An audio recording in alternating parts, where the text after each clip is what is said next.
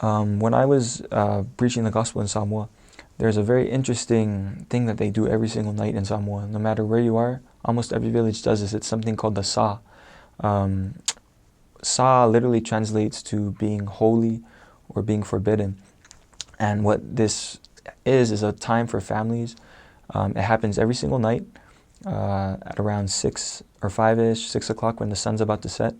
A shell is blown or a bell is rung. And at that time, every family must go into their house and have kind of like a small family meeting. They have a prayer time, they sing a song, and they just spend time together as a family.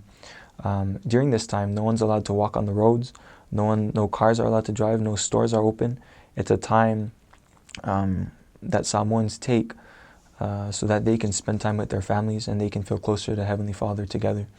It's a very good example for all of us as we think about the many distractions that we have in our life. We can learn a lot from the Samoan people and what they do every single night to avoid the distractions of this world and to come together as a family so that they can give praise to God and Jesus Christ and spend time together. I remember once when we were walking on the road, my companion and I got caught in the Sa, and because no one's allowed to walk on the road, what we had to do is just sit on the side of the road and wait for it to be over. And as we were sitting on the side of the road, we were invited in by a family to come in and join with them in their family prayer time. So we went in, we were able to talk to them and meet them and just really feel the Spirit together as we all pondered upon the blessings of Heavenly Father has for us.